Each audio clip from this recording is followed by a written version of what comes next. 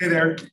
Hi, I'm Tanya. Hi, Tanya. I'm Andrew, and I am a forgetful person. I forgot my laptop charger Oh, okay. on campus. I'm teaching before and after this. So I have to do this from the classroom. Okay. I will try to zoom in a little better, and I'm looking at the camera right now, right? Okay. Yeah. I'll try to talk to the camera as best as I can. I'll erase the stuff on the board. But anyway, yeah. Okay. Anything I should know or do? Sorry, say that again? Anything I should know or do before we get started? No, so I am myself and then Cameron from orientation will be joining shortly to help facilitate. Okay. But it's really up to you on how you want to do this webinar. Do you happen to have any type of presentation, or is it just you speaking mainly? I do. I have a presentation, and I will pull that up. No problem. If I could share my screen at some point, I would use that, and I'll keep the presentation part of it to about 20 minutes. Okay. So that I'm not droning on and on. No problem. Do you have access to share? Let me check. If not, I can make you co-host right now. No, I do have access to share. Yeah. Okay, perfect. Yeah, great. Well, and what's your role? What do you do? I'm the assistant director for student leadership and the advisor for the Santa Clara Community Action Program. Okay. Normally, Lori Salazar is the one that has been handling the webinars, but she is on vacation this week, so she asked for me to step in for her. Okay. So just from my experience from last year and this year, parents are they have good questions. Sometimes the questions veer off into financial aid. I'm like, I'd love to help. I don't know. So you might hear me say that a lot today. You might hear me say, it's a good question. It's not my area of expertise. So I would generally, talk to the financial aid office or something like that. Yeah, of course. I will also pull up the list of webinars and recordings if parents want them. So I'll put that in the chat for them for those that come up. Great. Do you want me to help you facilitate in any way in terms of introduction, reading the chat if anything comes up? I think, I think for the chat, if they're having a lot of questions about things, and maybe it's going kind of fast, I might miss them, but I'll do my best. No problem. Get on top of it. I know this is not the prettiest view. Is this okay, or should I zoom in more? I think that's fine. Just as long as you're clear in telling them that you're in the classroom, I think it should be fine. But I think I will. The amount you just zoomed in was fine. Okay. I'll leave it there.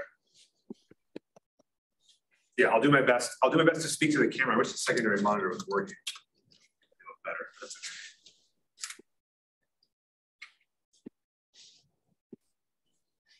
I'll write my name on the board or something like that. No problem. Okay, actually, I'm going to use the restroom. I'll be right back. No problem.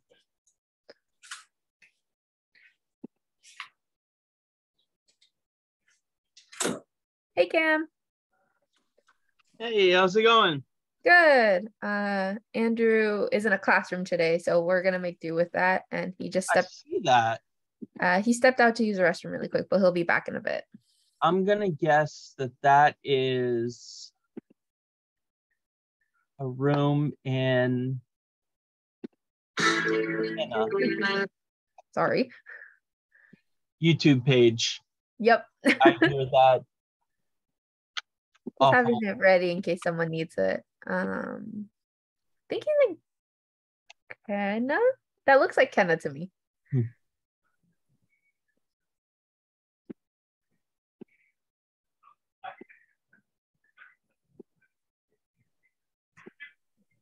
How was your weekend?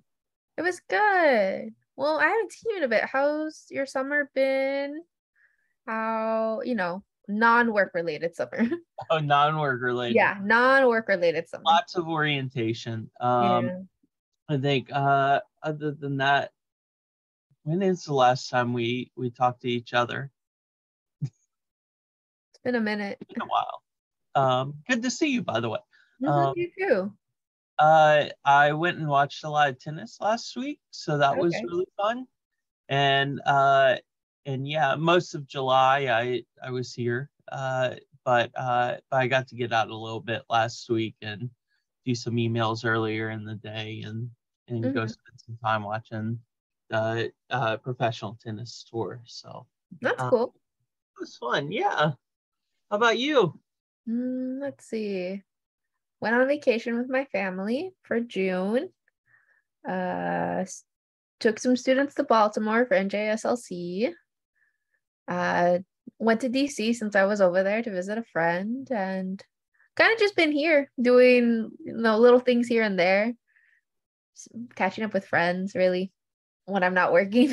Hopefully it's a lot more relaxing than your last summer. Yeah, one could say that. That's awesome. I'm glad. It looks like you're having fun on your stories on Instagram. Yeah.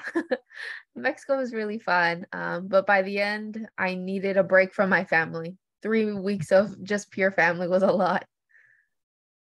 Yeah. It was good though.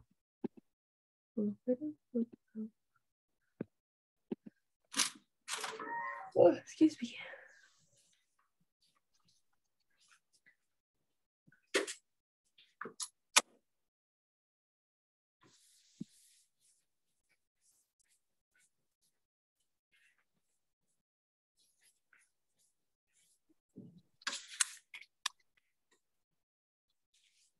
Hey, Kim.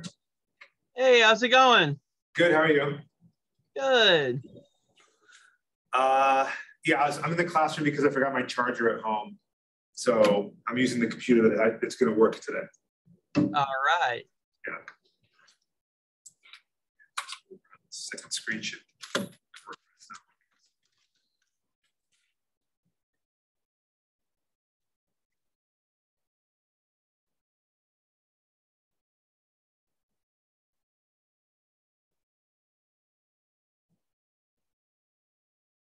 Do we have enough to play soccer this week? Now I'm available to play soccer, so. Well, now you're available. Yeah, I know. No, we just decided to take the summer off because there were like 5 weeks in a row where I'm saying, hey, who's available? And who's available? It's like, kind of like, it feels like it's worse to just not do it every week. So we said, we'll take the summer off. We're probably going to start again the third week of September. So hopefully we'll come back and it'll be like, oh, I've been missing this. And we'll get a bunch of people together. Oh, yeah. That's the plan. I have more attendance than any of the athletic events during Welcome Weekend. I can feel it. What's that? We're gonna have more attendance than the match versus Stanford. I can feel it. Yeah. We'll see. I mean, if we get 10, I'll be happy. But yeah. Yeah. Let me change my name here.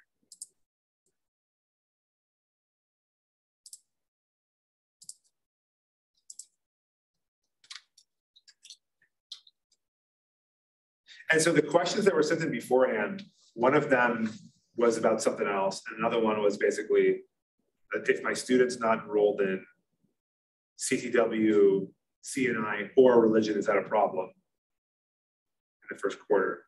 And I guess my answer to that would be, it's unusual, but it's not a problem. As long as they're getting enrolled in the CTW and CNI next quarter, or they might be an engineer. They're putting, they're doing one of those sophomore year. Does that work? That works with me. Yeah, I think all of them are tough because when they start asking those questions, I think people really don't grasp that it's really case by case and like what are all of the different inner workings to it. So I think that's a great answer to it. Yeah. It's just trying to find the best 45 people, 40. Whoa. There's a decent amount of folks in this one. They must have heard it was good. I was like, wow, you gotta get to this presentation. It's just a good one. I put you on, like when they have the Times Magazine cover and somebody like writes a really good book or has a really good album, they have like all of the different like blurbs behind it. That's what I did with you. Yeah. Santa Clara. So I appreciate that. Thank you very much. Was it boring? That's a good put.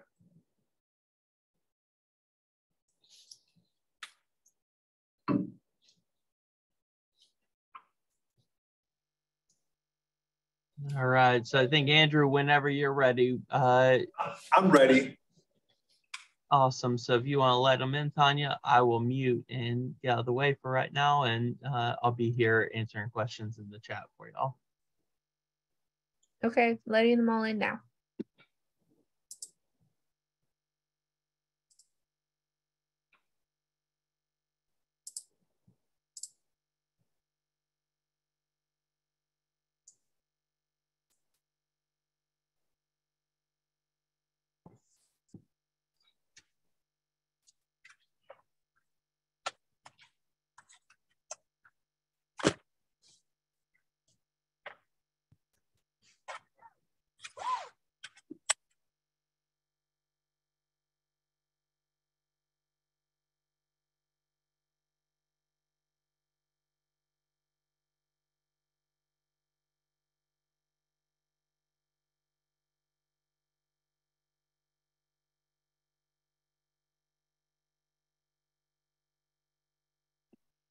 Hello, everyone. Welcome.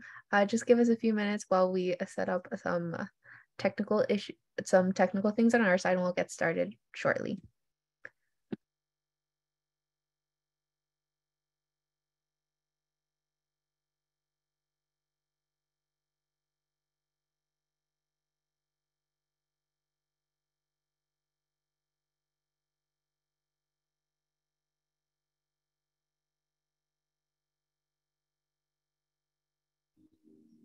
Okay, so I'm making sure everyone's out from the waiting room.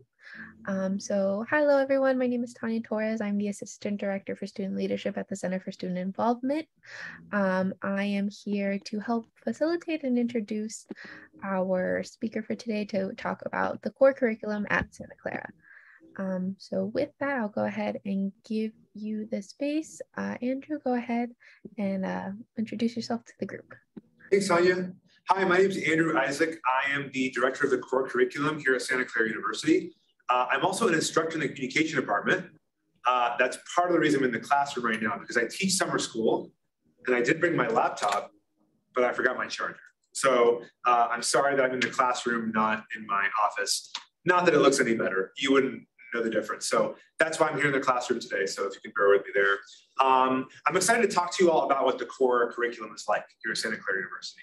I'll talk for about 15 minutes or so, give you a brief overview of what it's like and what your students should be paying attention to, especially in their first year. And then we'll have time for questions. I'm happy to answer any questions about the core curriculum. If there's a question I can't answer, which describes like most questions in life, I will go ahead and direct you to the right person, I hope. Okay, so I'm gonna go ahead and share with you a presentation. And I'm going to go through it with you here. The core curriculum at Santa Clara University, to me, is a good kind of counterbalance to the question that students will get all the time at Santa Clara, which is, what's your major, right? They're going to meet somebody in class, they're going to say, what's your major? And they're going to say it's communication, or it's engineering, or it's business. And that's great. We love that students are choosing things that they're interested in, or in my case, the thing that my parents said I had to major in. But at Santa Clara, what we really like is that the core curriculum is not like the major, right? Your major is all about the depth, right? You are trying to get really good in-depth understanding of a particular field. Again, whether it's psychology or biology, you want to understand that deeply. What the core curriculum allows students to do at Santa Clara is also get a breadth of education. So it's not just about the depth, it's also about them understanding a lot of different things that is consistent with the Jesuit values at Santa Clara, and also consistent with a good liberal arts education, which if you ask people who are hiring, they care deeply about students having lots of other skills besides just knowing things that are in their major. So this is important, I think, not just for making good citizens of the world, but also giving them the skills and the understanding of different ideas that are going to help them get good jobs after they graduate. So the core curriculum at Santa Clara looks something like this.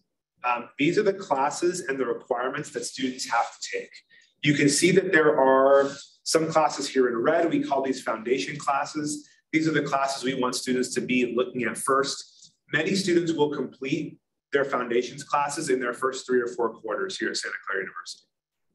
Then we have the explorations classes. This is where students are going in, I would say, lots of different directions, taking things that are outside their major and getting that breadth of education that we care about here at Santa Clara University.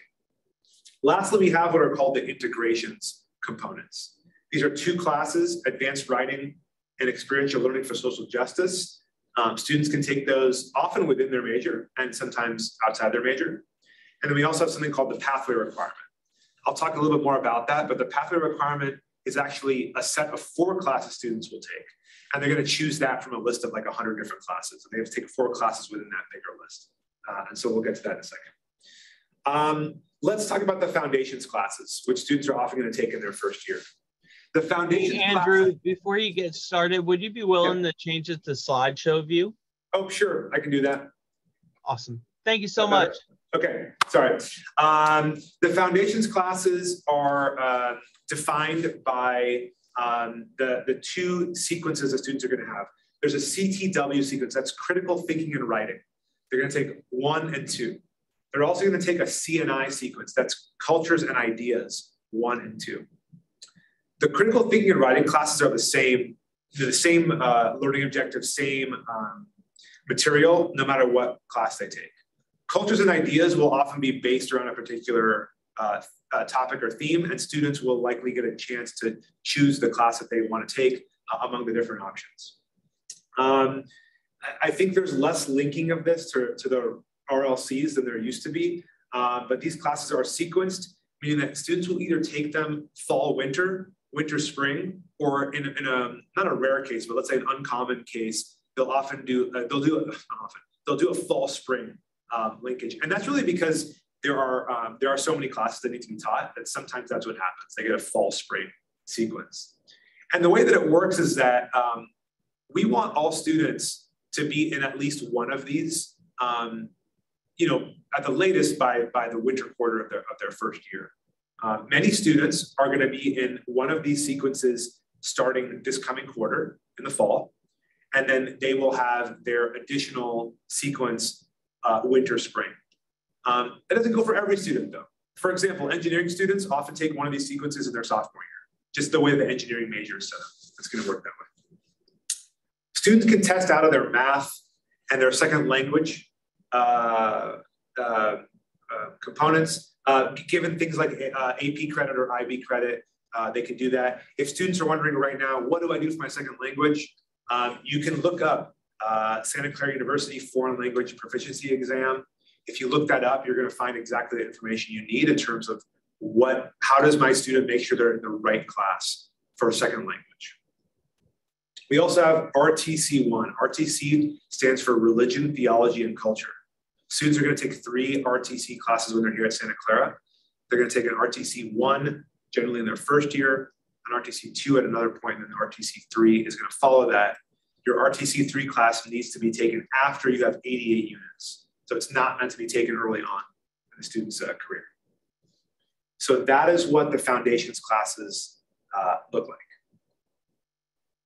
When a class is sequenced, you're going to have the same class at the same time the next quarter. So students have an understanding of what their schedule is going to look like in the following quarter. Okay, moving on. Explorations classes can be taken in a student's first year, but they can be taken really throughout all 4 years. So I would say almost every student at Santa Clara is going to take at least one explorations class their first year and at least one in their 4th year, right? They take them throughout the 4 years. My encouragement to students with the explorations classes, you need to find classes that you're going to enjoy. There are so many options in the social science classes or the ethics classes or the arts class. You should never be taking a class where you're like, I'm really not interested in this. There are too many options, right? So there's no reason to take a class that the students aren't interested in. There are 3 classes that we insist that students take at Santa Clara University. RTC3, Civic Engagement, Science, Technology, and Society. Students aren't taking those classes, abroad or anything like that. And these are 10 requirements that students are going to have to meet. So here's an example of the kind of classes students can take. As I mentioned, there are a lot of options. I'm giving you one option for each of these 10 requirements. There are so many out there. And as I'll go through a little bit later, you might notice that some of these classes might also fit in with your students' majors. So for example, if you're a communication major, which describes about 10% of students at Santa Clara University, filmmaking, which is right here, and technology and communication would help meet these requirements already. And they also meet major requirements too. So you're gonna see some overlap, and what we call that double dipping. When you have something that meets two different requirements, it meets a major requirement, and it also meets a core requirement. That's a way in which students can take one class that meets multiple requirements. It's especially useful for students who want to get a minor or a double major. Maybe they're playing a sport, maybe they have a full-time job, but maybe they have a part-time job. They want to get through their classes a little bit faster. That's really helpful. Lastly, we have our integrations units, integrations requirements. Most of these are going to be double dip. So advanced writing, I would say most majors, if not all, you're going to meet the advanced writing requirement. You can meet that advanced writing requirement somewhere in your major. Experiential learning for social justice, that's a mouthful, so we do call it the ELSJ. This is a class in which students are going to be integrating with the community to be involved in some aspect of social justice. This is probably the most involved class students will take at Santa Clara. And that's one that, again, can be done through the major, but is not always done through the major. This is years down the road, but I strongly encourage that students do not wait till the very last quarter to take their ELSJ. Because the ELSJ involves placement in the community somewhere, there's going to be a bigger time requirement. And we don't want students to get to that last quarter and say, this conflicts with something, this is the only class I can do. So I encourage students, end of third year, start of the fourth year, really, that's when you should be taking your ELSJ, in my opinion. People might have different opinions about that. And then, of course, the pathway requirement. This is something we'll talk about a little bit more, but basically, you're going to be taking your 4 classes throughout your career. There are a lot of different options. It's kind of like a mini minor in a way. So your pathway, we'll get to the different options, but it could overlap with your major as well. Okay, so a pathway is a grouping of 4 classes that students take. It helps them connect between different types of fields and ideas. And here is an example of, if I was doing the one particular pathway, there are a bunch of different classes that I could take. There are actually 150 options for this particular pathway. And I might select these 4 classes, right? These are the 4 classes I might select that connect somehow, that it's going to help satisfy the pathway that I've chosen. And then students also, they're going to write an essay during their junior or senior year to complete their pathway requirement. So the pathway requirement is 4 classes and a really large grouping, and they're going to also write an essay as well. This is not something students should worry about their first year. So if you feel like there's a lot of information going on, I wouldn't worry about the pathway right now, and I wouldn't ask your students to worry about their pathway. We ask them to declare their pathway by the end of their sophomore year. So it's not something to be concerned about right now, but I just want to let you know what that looks like. Here are, 11 or 12 of the, I think, 25 different pathways students can choose from.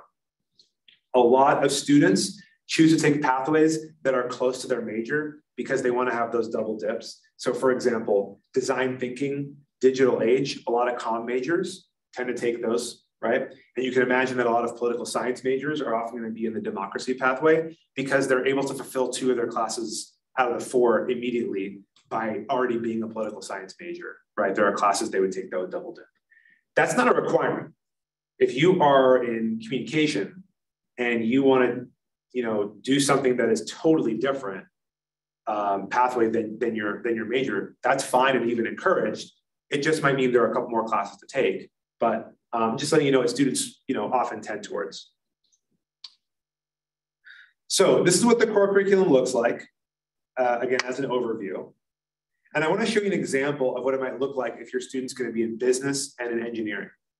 If your student's in business, then the classes I'm showing you over the grayed out boxes, these classes are ones they're already going to meet by being a business major. So by being a business major, they're already completing their advanced writing requirement. They're already completing civic engagement, STS, science, technology, and society. They're already completing ethics. They're already completing social science. So that's something to consider, that it may seem a little overwhelming. There's 20 requirements. That sounds like a lot. But you can see as a business major, well, you already are going to have to meet 1, 2, 3, 4, 5, 6, 7 of these requirements by simply being a business major.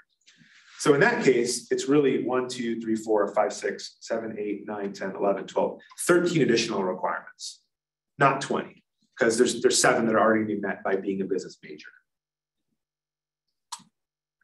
For engineering students, they're already going to have some of these met as well. So you can see which ones the engineering students already have met by simply being an engineering student. So just giving you examples of what it might look like in terms of, what additional requirements does the core require besides what my student is majoring in.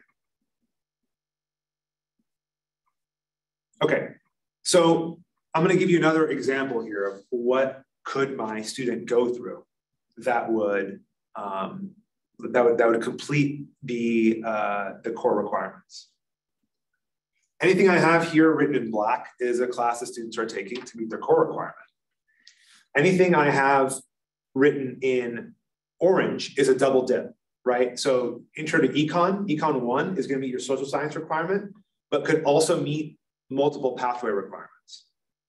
Anything I have here in green is a major double dip. So I'm using a comm major, not just because I'm a comm major or a comm teacher, but also because it is the most popular major on campus. So you can see filmmaking, cinema and globalization, technology and communication, and advanced screenwriting are all classes that meet core requirements, but are also classes that meet major requirements as well. And then over here in red, we have a class that a student took in high school that met a requirement. So in a sense, the core, again, is 20 requirements, but a lot of these are going to be met through major requirements, double dipping, and then some through high school classes as well, or AP classes, IB classes, things like that. So I can go through this information, but I'll just tell you briefly. I love the core because I do think it's what's important for students these days. We do need to learn a lot about particular topics, and it's why we have engineering majors and business majors. But truly having a liberal arts education, if you think about things like media literacy, and we think about understanding perspectives of different people, and like why diversity is so important, because of the fact that we don't always understand, other people, and by taking these kinds of requirements, it helps us get different perspectives. These things are so important. And it's part of the reason you are sending your student to Santa Clara University, right? We're not looking for something like a trade school. You want your students to have a well-rounded education because we do care about the Jesuit values at Santa Clara. We do care about making students who are competent, conscious, compassionate citizens of the world. And we see it in action through what the core looks like. So I'm gonna leave that alone in terms of advising, and leave you by saying I'm happy to answer any questions. And there's so much information that's online that I did not go through because I don't want to go. I don't go through every detail with you because I'd probably bore you. But there's lots of information. If you look up SCU core, you're going to see a ton of information online about that. At the same time, I'm here to answer questions, and I'm really happy to do so. So I'm going to stop sharing my screen, and I'll turn it over to Tanya and Cam. Perfect. Thank you so much. So we had some questions come into the chat while you were going through your presentation. I wanted to know if we could take a quick moment to go back through those to clarify some things that may have come up. And then as more questions come in through the chat, or if folks would like to raise their hand using the Zoom feature to also unmute themselves as well. But first, let's go through the chat. Yeah. So I see a question about what math is required for arts and sciences students. So if you were to go to SCU core and then you were to look at the math requirement, there are a number of math classes that would satisfy the math requirement. In terms of high school transfer credit, I'm not quite sure about that, but I do know that if you look at SCU core, you'll see it there. Also on the math department website, it shows you what classes students can take to satisfy their math requirement. Leslie's asking a question about how students manage earning a master's within 5 years. Don't know that I'm the best person to answer that question. I can tell you that there are students I know who go through and they complete the 5th year, like education and counseling psychology. I don't have great information. I guess I would direct you towards the masters that they're going towards. I would probably talk with them because they have a good understanding of how that would work. Okay, and Joanne's asking about how many courses this total. So I'm gonna, I know it sounds like I'm being kind of like, what's the word, a little too nuanced about the wording, but I just wanna say that the number of courses might be different, right? So yes, it could be 23 additional courses if you include the pathway as 4 different courses. It could be 23 additional courses on top of their major, but I don't think there's a student who's ever gone through the core and not double dipped in their major. I mean, it'd actually be like almost impossible to do. Some of the classes are gonna come from double dipping with your major, and some of the classes are gonna come from double dipping within the core. So you might have a class that meets the pathway requirement and your social science requirement, or a class that meets advanced writing and science, technology, and society. So in that sense, it wouldn't be 23 additional courses. It would be 23 additional like requirements in a sense, but you know, most students, I would say, are double dipping 5 classes, 6 classes. And then again, if they're an engineering major or a business major, they're meeting a bunch of classes in the core through their major as well. So maybe it's 13 additional courses, maybe it's 15, 16, 17, something like that. The question about doing placement tests for math and language as a transfer student. I still think you're able to do that. I don't know where we are in the advising process. And somebody who hasn't registered, I think you're still allowed to take placements. Cam, you might have an answer for me? Yes. Yeah, you're able as transfer student to take the placements all the way through the 31st, I believe, is your registration date. So, and if you have any questions to that, you can email us at orientation@scu.edu or the Drummond Center, and we'll make sure you get connected with the right people. Okay, so Leslie's asking a good question about engineering students. They are required to take language, but they're required to take the second, like if they've taken 2 years in high school, they're done with language. So they have a slightly less strict or slightly less, what's the word? Other students have to get to the 3rd class in a sequence. Engineering students with 2 years of high school, they're done with their language. To quickly interrupt, can you describe a little what you mean by the second sequence? We did have a question, and since we're on this topic now, what do you mean by second and third sequence?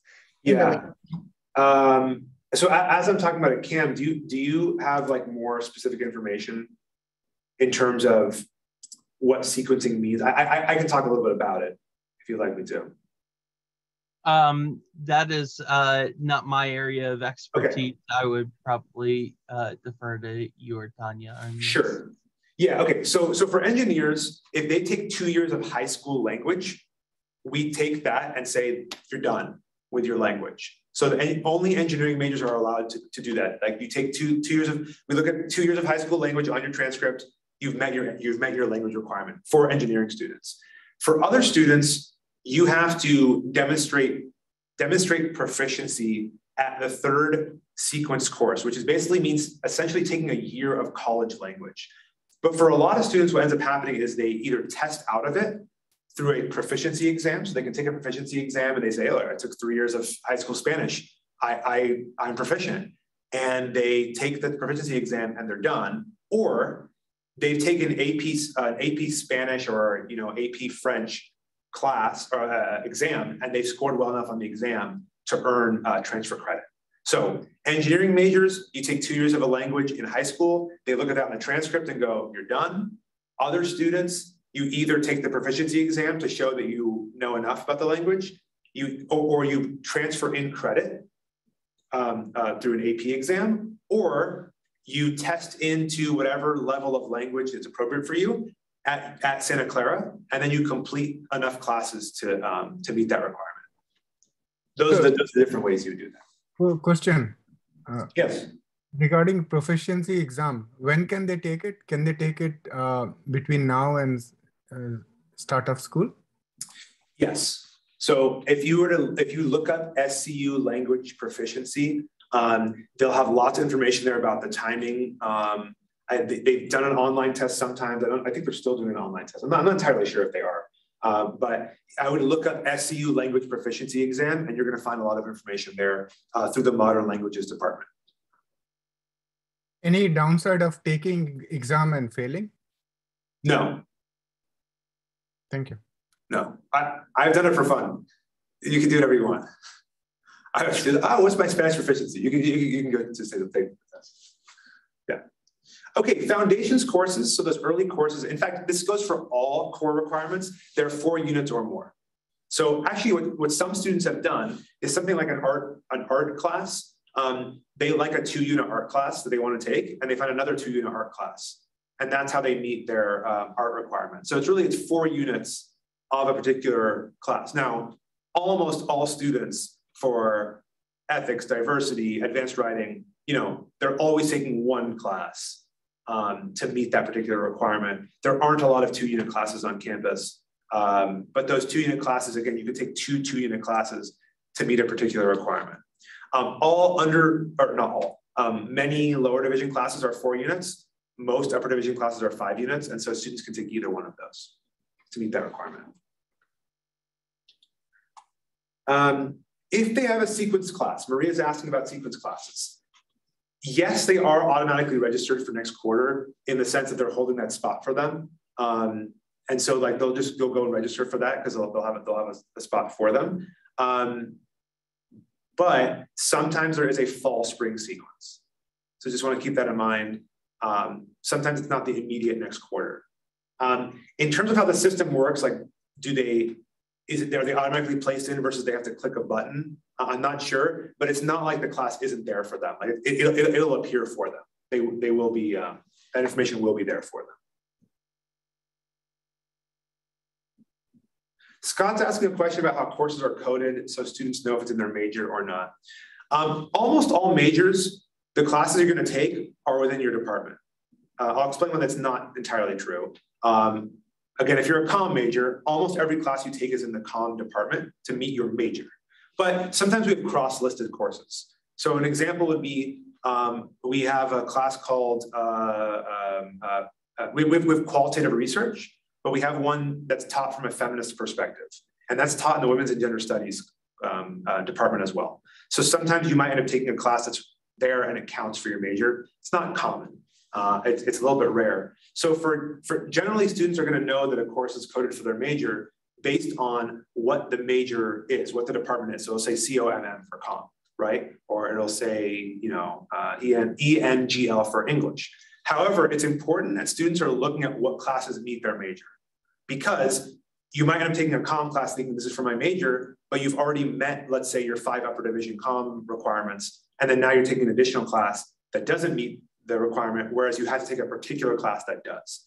So when students work with their advisor, their major advisor, they are going to get information about what classes do I have to take to meet my major. But also I will say, and I say this every time I talk to parents, I'm sure a lot of you feel the exact same way. Students need to be their own advocates for getting through the major and getting through the core requirements. They need to go seek out the information and find it for themselves.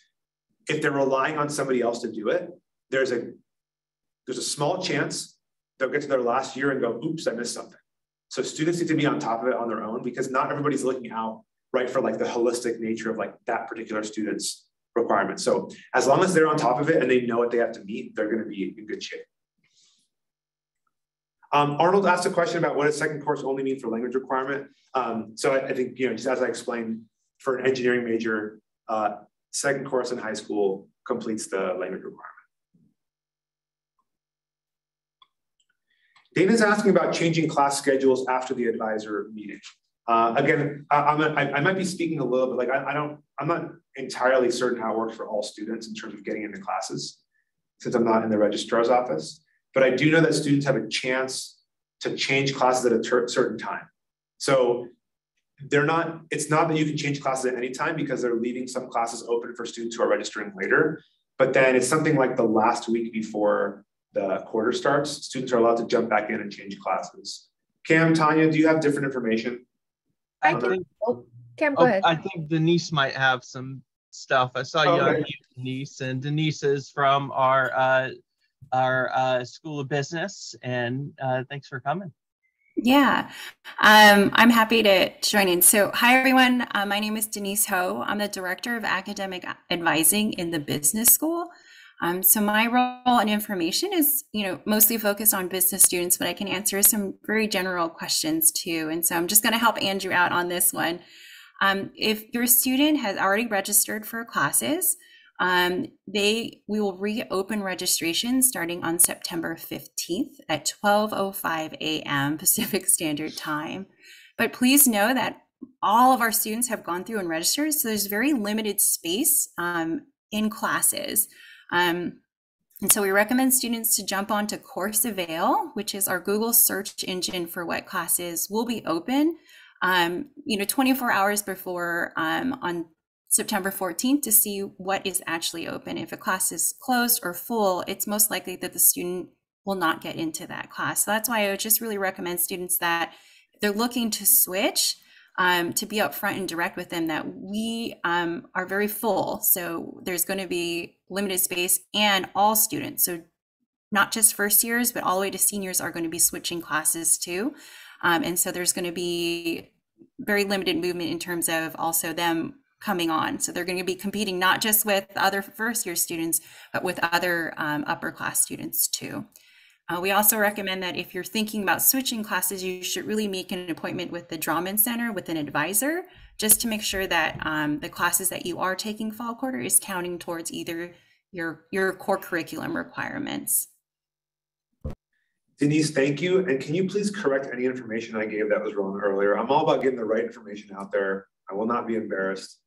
Tell anything else that I kind of missed or need to correct. So to go back, I know someone had a question about business students in second language, which I get, there's always a lot of questions about it. So these are really great things to ask. I'm just going to give an example, kind of a sequence for what second language looks like. So let's say they're taking Spanish, and so they would need to take Spanish 1 and Spanish 2 to complete the second language requirement for business students. So it's a second level elementary or above is what they need to take.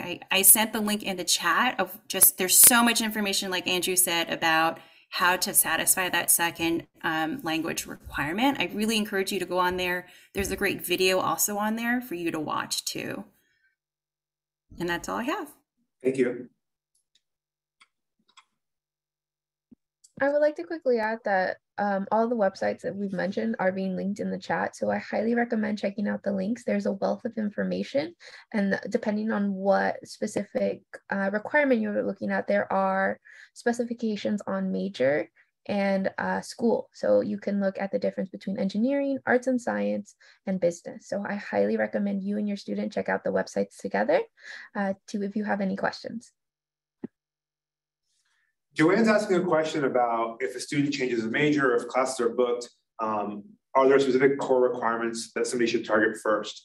Generally we want students to complete their foundations classes first, but of course it's not always possible. If you're, let's say you need a third or fourth class and you've already completed a lot of your classes, I wouldn't say there's specific core requirements. I mean, I wouldn't necessarily give this one or that one. I would say that meeting advanced writing and ELSJ, that's going to come later down the line. So yeah, if there's classes in science, technology, and society or civic engagement students want to take, I would take those classes when they can, if they're available. Like Denise said, I mean, it's kind of like just the sad reality of being a first year student. The seniors do have priority based on units, right? It's just kind of how it works. And so they're not always going to get to the classes they want their first year because other people are going to choose classes before them. For some classes. Obviously, they're putting the CTWs and CNIs, before other people are. So I would take whatever classes are available for students. There are going to be some frustrations. They're going to say, I wish I was getting into this class. One thing I appreciate as an instructor at Santa Clara, we have small class sizes. And I think your students will appreciate that. I think you as parents will appreciate that because they get a lot of attention. I'm teaching a 6-person summer school class right now. My students are getting too much attention. I think they're sick of me at this point. But the nice thing about small class sizes is that they get a lot of attention. The downside is that, it's not a 500-person class like I took at UC Davis my first year, where, we'll just add some more students in the class. I mean, we want students to get attention, which means sometimes, the classes aren't available for other students. But that's okay. Santa Clara is really good about getting students the classes they need within their 4 years here. I mean, I can't even think of a time when a student wasn't able to get their classes done in 4 years. Like they weren't available to them. They've always been available. That's what I've always seen. Whereas at other schools, sometimes you hear that's not the case. So the students are patient, they'll get into the classes they need to get into.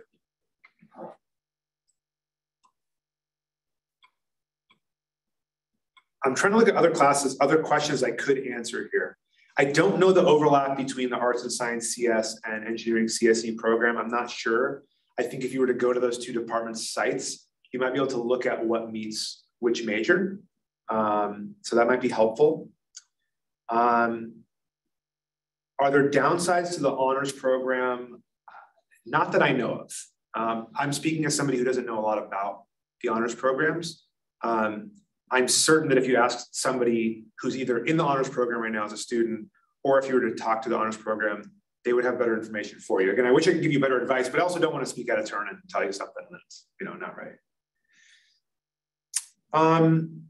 With things like the engineering core, like the business core, you should definitely talk to people who are in the business school. So there is this kind of a separate business core. The students will get a lot of attention from Denise and other people about how to get through that as well. The number of units considered full-time is 12. So students need to take 12 units to be considered full-time.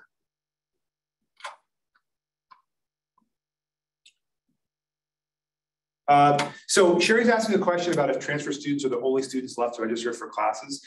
The reason that right now some classes seem like they're very full, only have 1 or 2 seats, is that I know that from previous summers, they want to make sure that students who are registering later in the summer, there are classes available for them as well.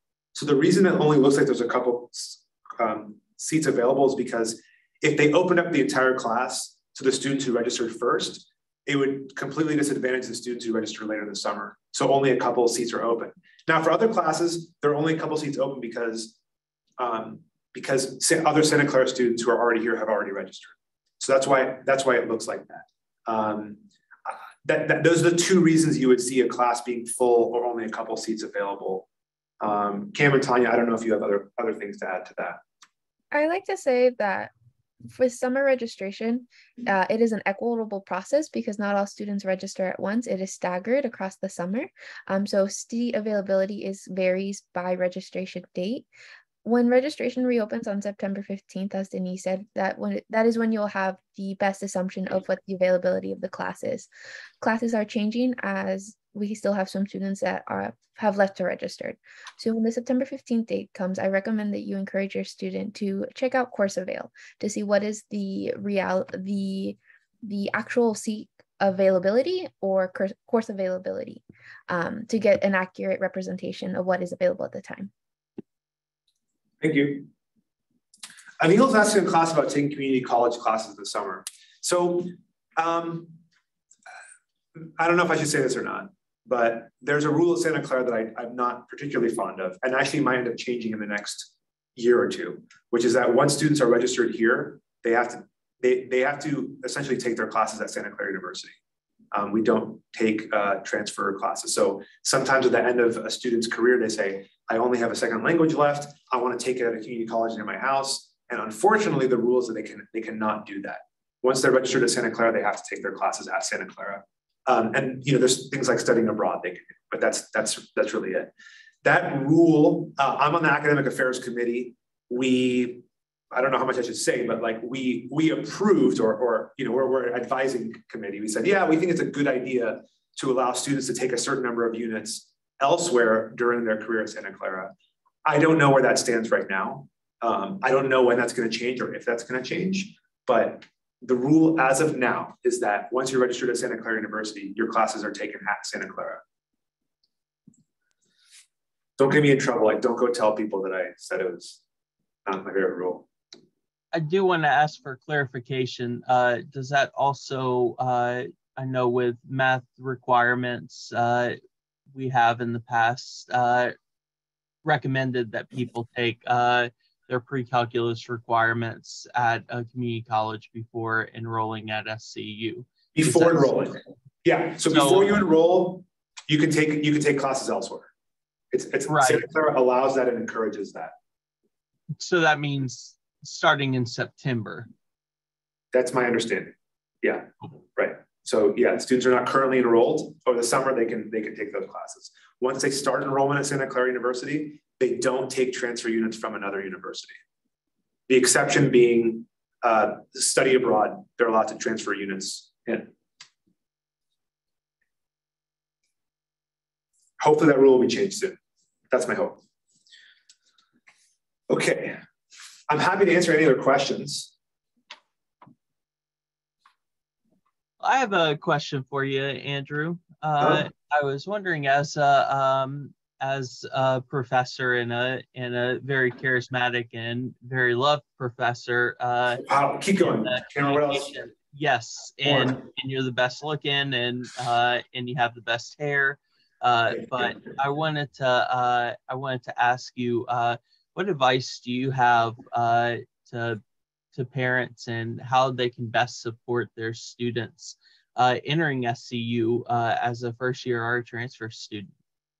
Okay, so this is not a cop-out answer. I just want to first say everybody has a different relationship with their student, and every student is different. So you're gonna have to support them in the way that you think is appropriate.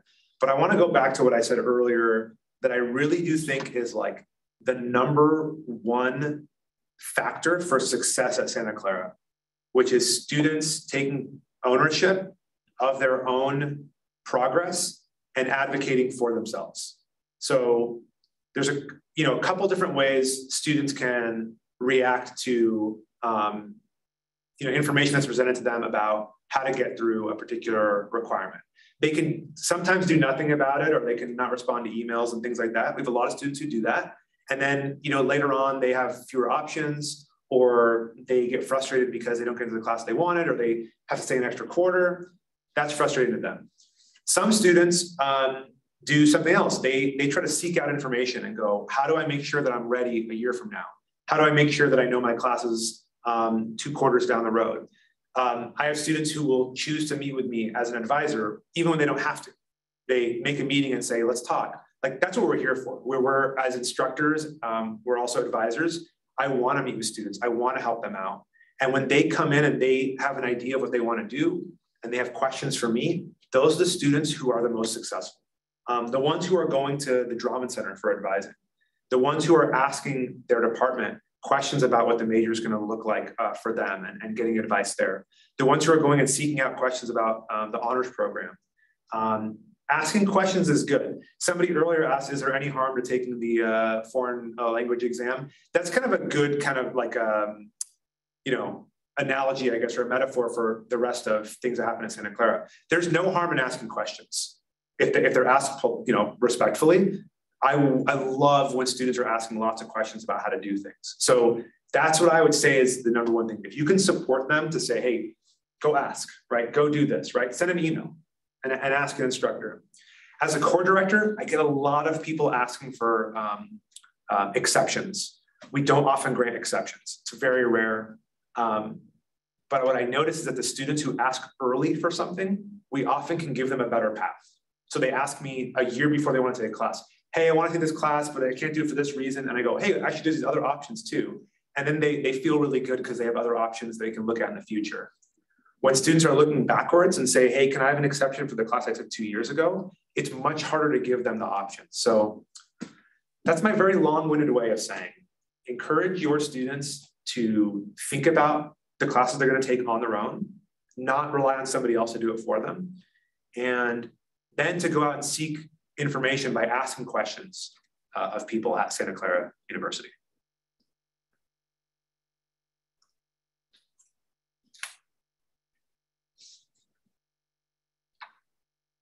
What else can I answer? Do you need any restaurant recommendations?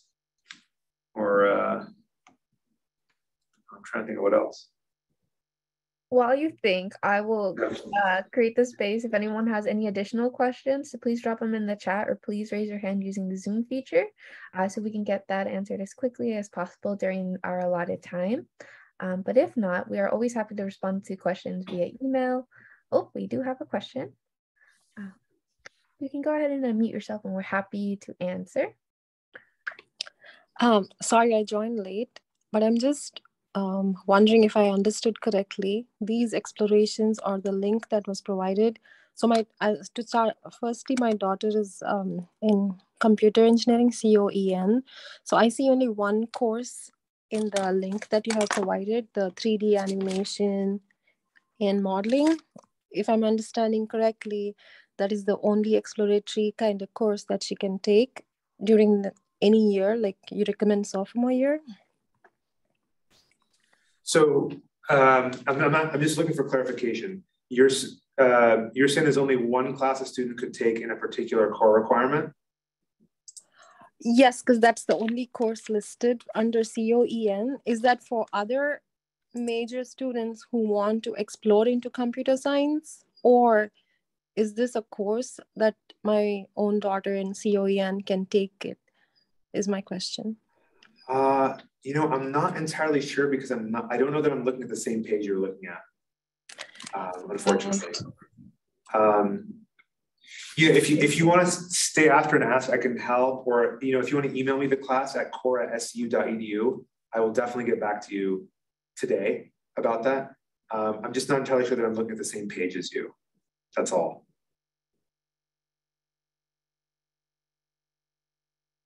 Would you mind sticking around afterwards or emailing me? Would that be okay?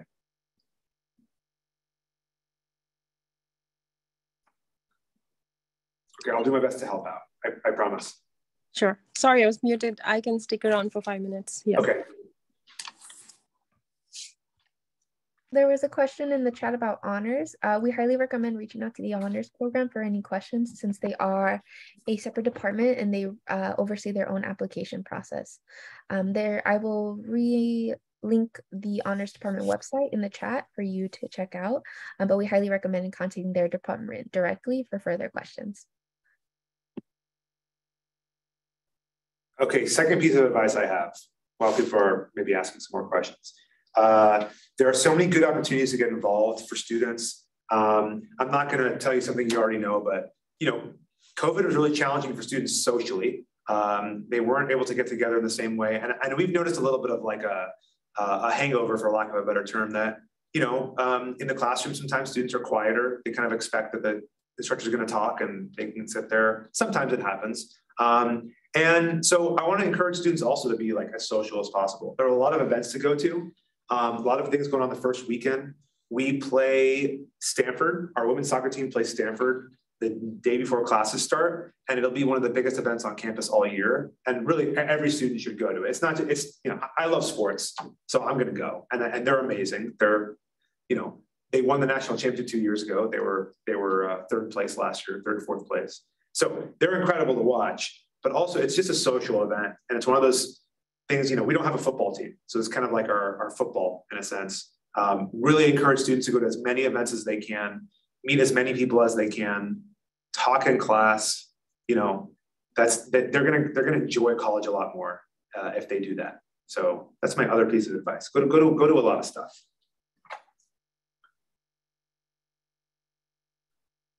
Some people have asked me if they can stay longer to ask a question. Yeah, please, I'll be here. And then a question about, can a student transfer from one school to another? Yes, there are sometimes transfer requirements between majors. So you have to meet, certain GPA in certain classes to transfer, but the general answer is yes, students can transfer from one school to another. I would like to quickly add that students can also transfer in between schools. So for example, arts and science, business and engineering. However, there is a specific transfer process. If you just Google SCU internal transfer process, business school, for example, you'll find the exact information that you're looking for in terms of requirements that your student can follow throughout the academic year. So highly recommend checking out that website as well. Please note I added a few links into the chat as well about SCU parent webinars in our YouTube channel. Parent webinars is a list of our upcoming sessions, and the YouTube channel has recordings of past sessions as well. So definitely recommend checking them out. This session will be added to the YouTube channel later on, so you're welcome to review it if you missed any pieces of information. I'm just looking at my watch right now because I was looking at the weather. I just want to let you know it's 80 degrees today. If you're not from the Bay Area, it's 80 degrees. It's like a little bit hot, right, Cam? It's just like it should be like 77 here today. So it is perfect weather year round in Santa Clara. It is a nice day. We do have some cold days. You know, it gets down to 50 once in a while. And if you're from the East Coast, that sounds really cold, but it's nice. We have things to do every day. Students can always be outside. It's a good spot.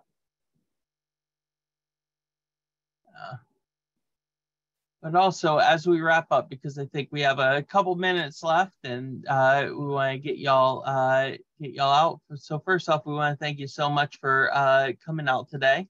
We have a couple links that I'm going to drop into the chat right now. One of them is our link. This is where our parent webinars are out. We did send out a prep guide earlier today, and then a correction to that prep guide to make sure that y'all can make it here. So I'm glad that all of y'all were able to make it this morning. But we do have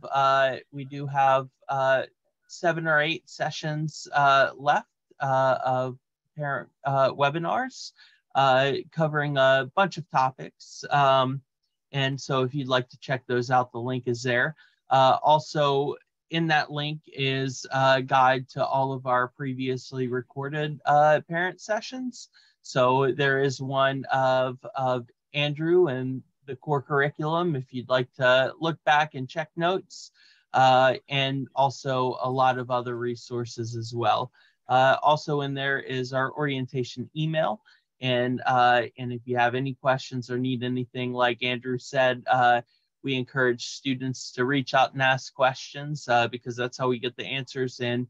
And we encourage the same for all of you. If you have questions, reach out to us and we'll try to get you connected with the right people and work to get some answers for you or just somebody to chat with. So again, we want to thank you all so much for coming out.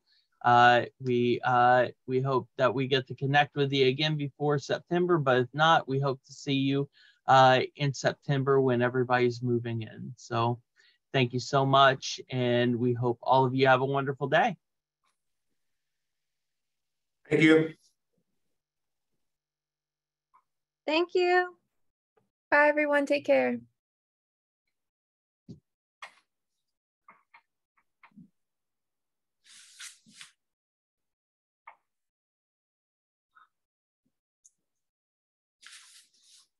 Sunitha, if you can hear me, I think it might be best could you email me the link?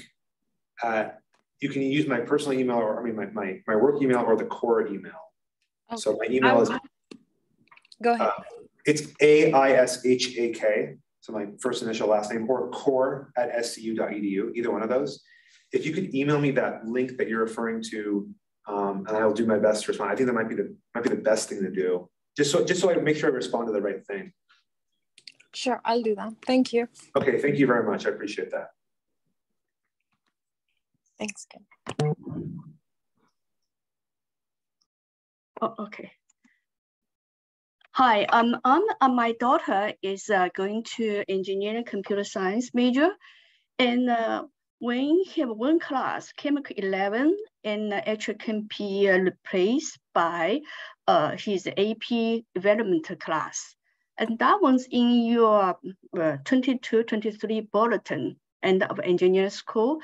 But in the meeting of the advisor, she didn't notice that one, so she's on the schedule right now.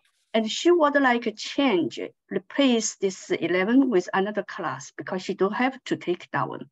The problem is the schedule is already made it. And as you said before, this whole, is already freezing it. And actually she should go to your center to ask the help with this one. And one of I don't know, is one of the leader and the professor or whatever it is, and ask email Professor Davis. And she did. And also Professor Davis is reply, say, yes, you can replace for the Chemical 11. You can replace that one, but probably she have to change the schedule right now. She didn't know who is going to email to. Mm-hmm. So that's the question. Okay, it's a good question in terms of, so who should she email to change that? Well, first I'll say if it gets to September 15th and she wasn't able to change it, she'll be able to change it then. I know that. In the meantime, I mean, I would think that if you ask the Drummond Center, if you ask the advising center, that they might be able to make that change, but they might give you the same advice that I just gave, which is, you know, when September 15th comes around, you make the, you know, you can make the change on your own. Because, you know, it's as long as she's in other correct classes, I don't know that they're going to change too much right now. Well, I'm sorry. Go ahead. Sorry, interrupt you. But the problem is like at 15, this is a very uncertainty here. As you know, he's a freshman, he could be not familiar. And if he take this class away and he was not in, he won't take it 4 class, okay? Yeah. So that means take away only 3 class, which is not enough for the first course. And then he want to like fit another core curriculum, just you say, you have a last class can be taken because it's first quarter. So she really want this one. We would just want to know who is her advice. I assume my go to college, I always advise and help me through it, right? Yeah. So who she can contact to deal with these particular questions? Yeah. So again, it'd be the Drummond Center. She could ask, or a student could ask for help in the Drummond Center. She did. She already go there. She asked Drama Center, and the Drama Center, this one, she asked professor, and the professor is replied, yes, you can do it. So she need to email to professor, see who can help me. Yeah. Or she have, just you didn't have, I just asked the whole system, school system, didn't have advice for the incoming student yet, right? What time she can get advice? Okay, so in terms of getting advice, you can talk, you know, if you already know what you're majoring in, you might have a advisor already assigned within the major. So the way it works is you have the Drummond Advising Center, but you also have a major advisor. I don't think that major advisors are assigned yet in all departments. So that might be, it might be something you have to wait to get your major advisor's advice. In terms of actually changing the classes, you know, my understanding is the Drummond Center is the only one who could actually change a class at this point. But you're right.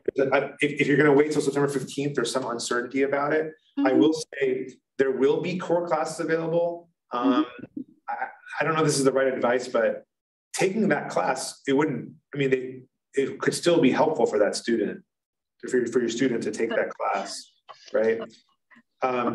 I don't know that, I mean, I don't have the best advice regarding that specific. Okay, I appreciate your answer, but in her last question, that's it. So he can email the previous professor or help him make the schedule is okay.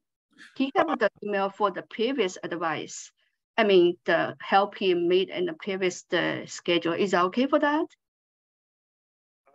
I mean, I think it'd be okay to email anybody, really. I mean, a professor could offer advice, but a professor could not change enrollment.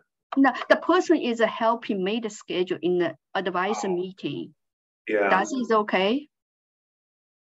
I want to say yes, it's okay to ask them. I just don't know what the rules are around that advisor changing anything at this point. I'm not sure. I wish I had better information for you. Okay. But I would send an email. I mean, an email can't hurt. Like I said, asking a question is not gonna. Okay. Not a problem. Okay. All right. Thank you. Appreciate your time. Okay. Thank you very much. Good luck. Yeah.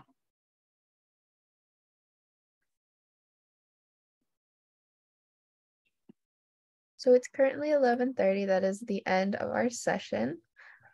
So any additional questions, please feel free to email core@scu.edu or orientation@scu.edu. But thank you again for joining us. And we hope to see you soon. We will be ending this webinar in a quick moment. Thank you. Thanks.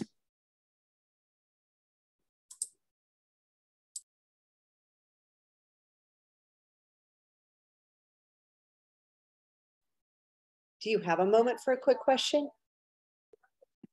Yeah, what's up? Okay, sorry. So I'm the one whose son is a transfer. He's transferring in as a sophomore. And he was given the advice to basically go through and find the classes he wants, or at least have a long list of potentials. Will he actually register when he meets with his person on August 29th, you think it is, or does he not register until September 15th? He registers on the 29th. He does. Okay. So when he meets with that, whoever that is, they'll walk him through. He'll have like, hey, I was thinking of, you know, Art 50 or whatever. Now I did Google that Math 4, is that not even being offered in the fall? Because when I put it up, it doesn't even show up. I am not positive about that. If you want to email us at orientation@scu.edu, I can reach out to people and find that answer for you. Okay. Sorry, I just looked it up. Math 4 is not being offered in the fall, and most likely will be offered another quarter. Okay. But it's just not being offered this fall. Right. Okay. So then he'll just come in with a list of what he's interested in. They'll tell him what fits where it wants. And like the guy was saying earlier, for the cultures and ideas class, like don't take something you're not interested in. And it seems like most of them are closed. So will those open up again? Like you were saying, like some of them aren't really closed, they just show closed, or no? There's a possibility. I think with cultures and ideas, there's always a lot of movement. So I do feel even if your student does get one that they're really not as into, that September 15th date, there will be cultures and ideas spaces open across the board. Okay. But on that date of your student's registration, we will make sure that they have a full course load before they leave that. And if they don't have a full course load, trust me, all of my colleagues will know about it, and that will be their project for the next 2 weeks to figure out how we get your student in the courses that they need. Okay. And then last question. So religion, theology,